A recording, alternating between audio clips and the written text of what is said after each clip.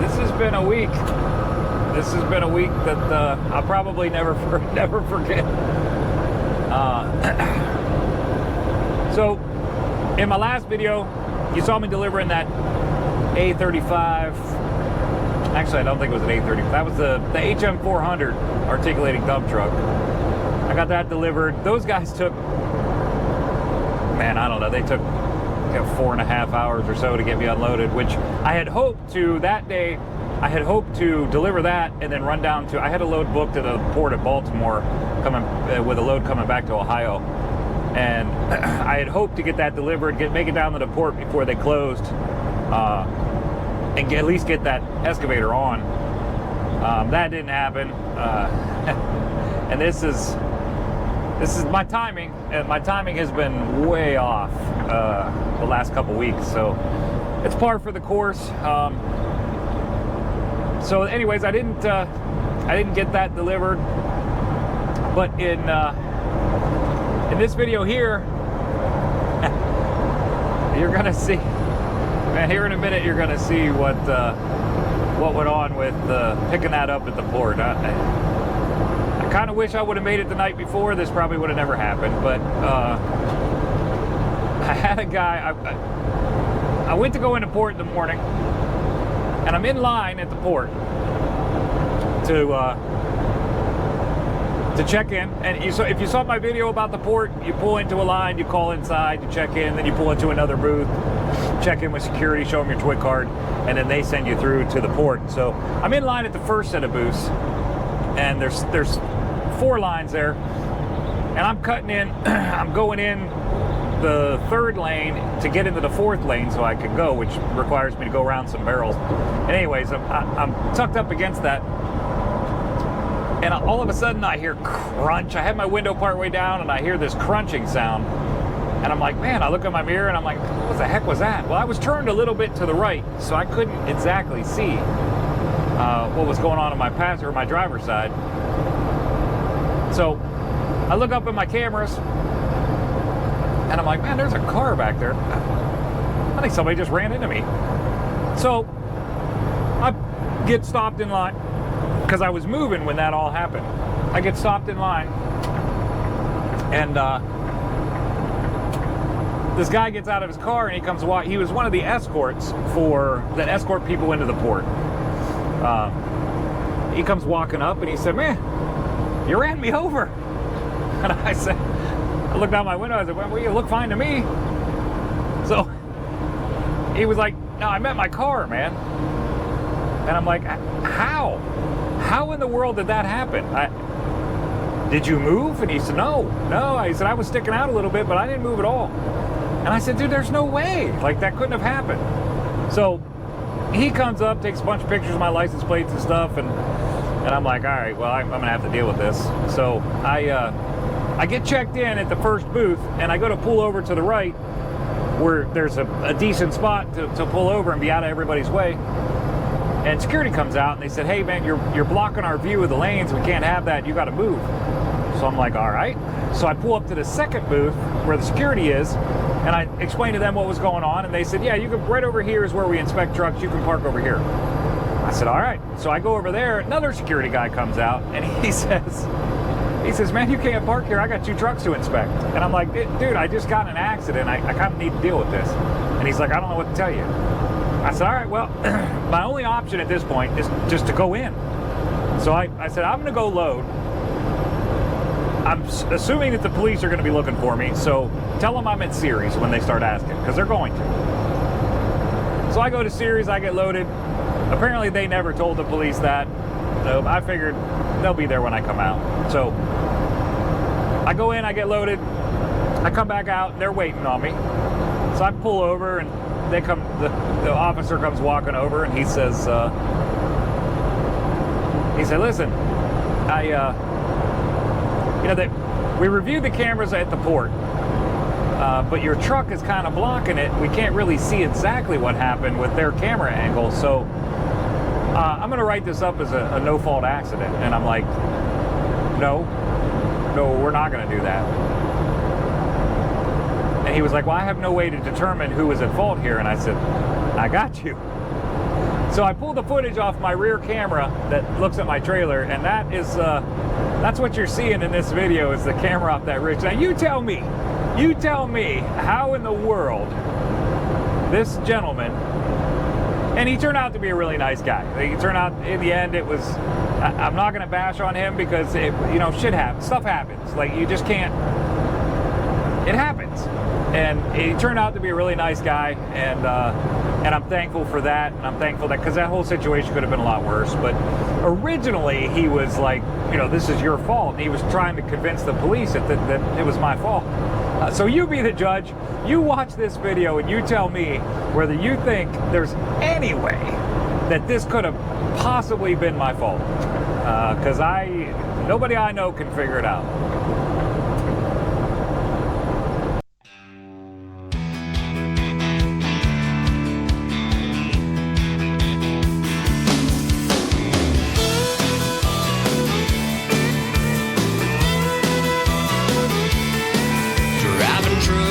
Chicken, trucking, finger licking, trying to keep it in between the lines.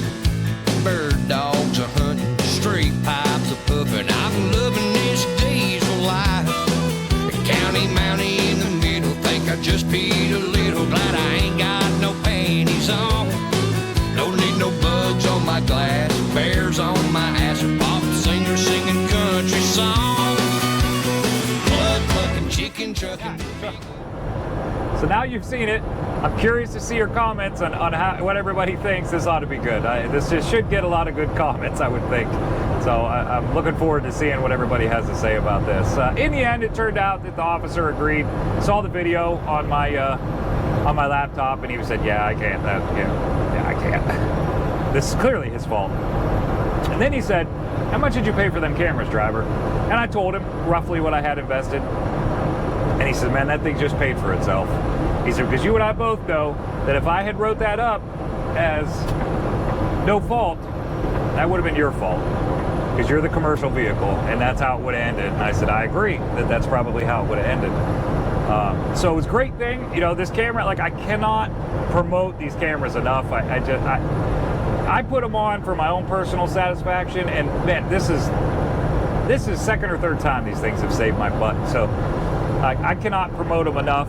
I can't thank the guys enough I bought this system from Falcon Eye, and I can't thank them guys enough for recommending I told them what I wanted them for when I called the salesman. I told him what I was using them for, and he said, this is the system I recommend. And he hit the nail on the head, and I highly recommend. I'm not a big promoter, but this is one I absolutely will. I highly, highly, highly recommend Falcon Eye products for all these cameras. Like, for a minimal investment, and it really was a minimal investment. If you look at the grand scheme of things, and what that one claim right there could have cost me, because his car is tore up. You saw the video, and I have a couple pictures that I will post up with it. You saw it. So there's probably $7,000, $8,000, $9,000, $10,000 damage to his car. That would have been on me. That would have been a claim. So the investment that I made, I think we paid right around $700 for this whole kit. So that's a minimal investment for this one incident that it just helped me with. Just paid for itself by a lot. So you saw that stuff. I obviously, now you know the backstory here, and you know what, I was kind of in a hurry at the port when I was loading. I wasn't too concerned about getting filming done while I was in there, since I kind of thought maybe I had left the scene of an accident and was kind of worried about that. Turns out that I did, and the officer said, this is sort of gray area because you went in the port. He said, but I did talk to security, and they told me that you tried to pull over and that you told them where you would be. So he said, I'm not gonna make a big deal about this, but he said this is something you got to be real careful with, because you could have been wrote up for leaving the scene of an accident, which is also leaving the scene of a crime, a potential crime. So pretty serious offense that I could have been charged with because of the way the situation was. Luckily enough, everybody understood the situation, and he said, I'm not going to do that to you. I'm not. He said, I don't. That's ridiculous, and I'm not going to do it. This situation's bad enough as it is. And I said, he said, well, this camera, like this, he was looking at the laptop while he was talking about that, and he said, you know, this camera angle, like, it totally, like, shows everything. Like, there's no doubt what happened here. I said, well, I got... Sorry about that. I said, well, I got a couple other angles if you'd like to see them. He said, well, I don't... Or I said, you got a couple other angles if you need to see them. And he said, well, I don't need to see them, but I kind of want to. So I ended up showing a couple other angles. In fact, maybe I'll post the one from my driver's side camera. Didn't catch a whole lot, but it caught enough because I was turning and the camera was angled away. But so, like I said, here's the video. I didn't get any film while I was loading. I didn't really talk about the load much. I've been kind of busy the last couple days. I ended up going home last night, which was great. After that day I had, it was great to get home for the evening and get a home-cooked meal and spend the night in my own bed. So that was nice. So I did get film this morning when I unloaded. So I'll show you a little bit of that. Securement on this thing, that excavator was 55,000 pounds. I think we permitted at 60,000 just to be sure. I ended up putting 7 chains on it. I did three on one end, X-chained off the tracks, and then one in the center all the way across. Did the same thing on the other end. But then I also threw the last chain over top of the arm on it. You know, I explained that in a couple of my videos that you got to have that. So I threw that on there too. That load was, it said it was 10.6 wide, but I think it was really, I measured it at 10.4. So 10 foot 4 inches wide, legal height, around 60,000 pounds on the trailer. Pretty basic load, went pretty smooth at delivery. Nobody was there when I got there, so I just spun around in their parking lot, and you'll see the video. This is the video of me delivering this thing, and I appreciate everybody tuning in. I hope you enjoyed this video. I'm really looking forward to everybody's comments on this this craziness that happened at the port. But I hope you enjoy it. So I'll talk to you soon. Have a good night.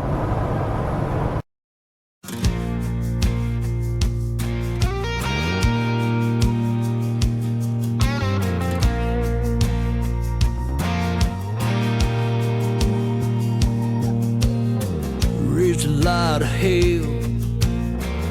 Back in my younger days, they were wild days. Yeah, wild days. Life was just one big joke. My head fogged up from the beer and the smoke. In my wild days, couldn't see through the haze.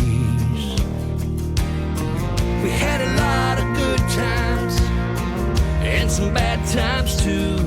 Like when I lost my best friend Tommy, Lord, I wish he'd have made it through wild days.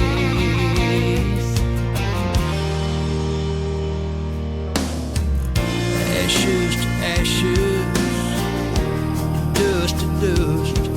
You know, never seemed quite the same without him there with us in our wild days.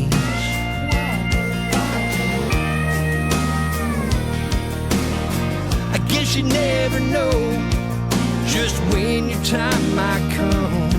You know, we didn't think about it much back then when we were young and in our wild days.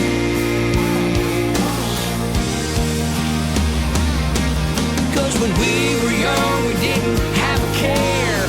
Our parents said we didn't have a prayer. We was hanging out, living it up, raising all kinds of hell. Pushing our love, we was shooting stars out one by one till the early morning light dawned on a wild day. Yeah, another wild day. Wild day.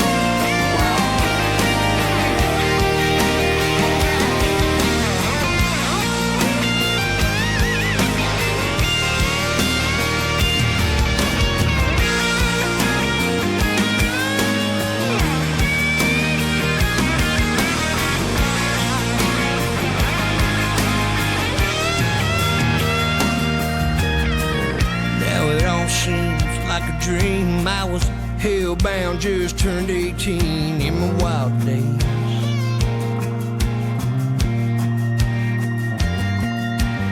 Racing my car on the Mobac roads, I had Leonard Skinner on my radio in my wild days. Heading sideways. My mama always told me, son, I'll be praying for you.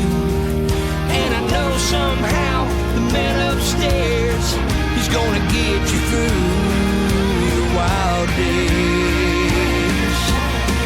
And he sure did. Cause when we were young, we didn't have a care. Our parents said we didn't have a prayer. We was hanging out, living it up, raising all kinds of hell.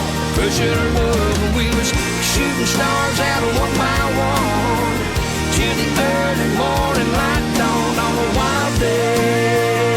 Yeah, another wild day.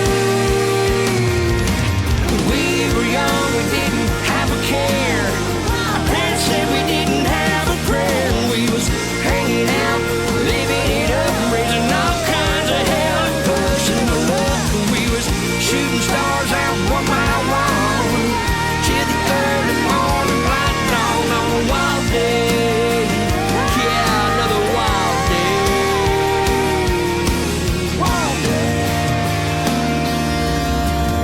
Raised a lot of hell back in my younger days.